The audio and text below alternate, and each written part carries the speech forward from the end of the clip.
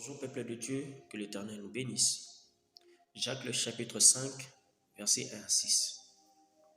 Dans ces passages bibliques, l'apôtre Jacques parle des riches. Un riche, c'est quelqu'un qui a les bénédictions physiques, matérielles. Et les bénédictions matérielles sont représentées par l'or, le diamant, les voitures. Là, c'est du côté terrestre. Mais sur le plan spirituel, les richesses représentent les grâces que tu as. Les richesses représentent les dons spirituels que Dieu t'a donnés. Les richesses représentent le don de la prophétie que tu as, représentent le don de miracle que tu as. On t'appelle voyant aujourd'hui. Ce sont des richesses spirituelles que tu as et tu l'as reçu d'une manière gratuite. Ici, l'apôtre Jacques s'adresse à tous les riches, à tous ceux qui ont des dons, et il leur dit qu'ils vivront le malheur. Mais je me pose beaucoup de questions. Pourquoi quelqu'un qui est gracieux, quelqu'un qui a des dons spirituels puisse vivre le malheur?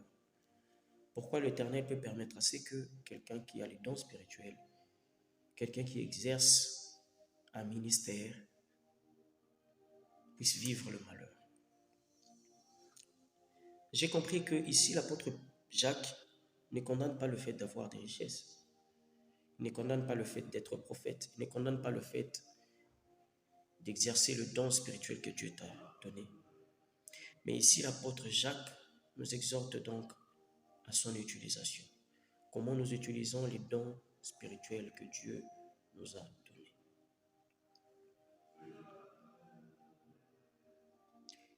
Il est vrai qu'aujourd'hui, il y a des hommes de Dieu puissants.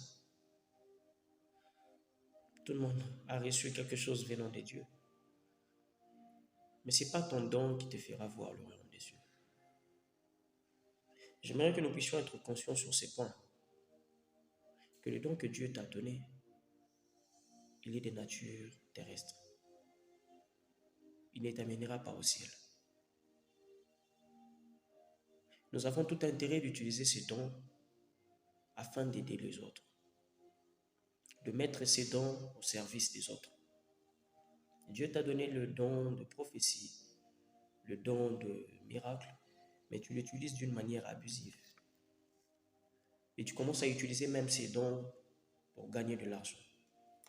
Écoutez, la Bible dit ceci, que chacun de vous mette au service des autres le don qu'il a reçu. Et la Bible ajoute pour dire, vous avez reçu gratuitement, donnez aussi gratuitement. Comment tu utilises ton don? Est-ce que tu utilises ton don pour que la gloire revienne à Dieu? Ou soit tu t'es dit, lorsque tu pries pour quelqu'un et la personne guérit, tu commences à te louer comme si la guérison provient de toi. La guérison ne provient pas de toi. Tu n'es qu'un canal par lequel Dieu passe pour bénir le peuple de Dieu. Aujourd'hui, la Bible nous enseigne simplement de pouvoir utiliser nos dons au service des autres. Ce matin, le souhait de Dieu est que nous sachions comment utiliser ces dons. Comment nous devons prendre toutes ces grâces et le mettre au service des autres. La grâce que tu as ce matin, c'est d'écouter cette parole et de pouvoir te repentir. Lorsque tu es gracieux, lorsque tu as les dons spirituels, que cette grâce ne te fasse pas croire que tu es au-dessus des autres. Que cette grâce ne te fasse pas croire que tu es au top. Mais considère-toi simplement, humblement. Dis-toi que tu es un canal par lequel l'Éternel passe pour bénir simplement son peuple. Réalise très bien cette parole matinale et reviens sur terre. Pense à ton éternité. L'apôtre Jacques continue pour dire, il dit, lorsque vous utilisez vos grâces d'une manière abusive,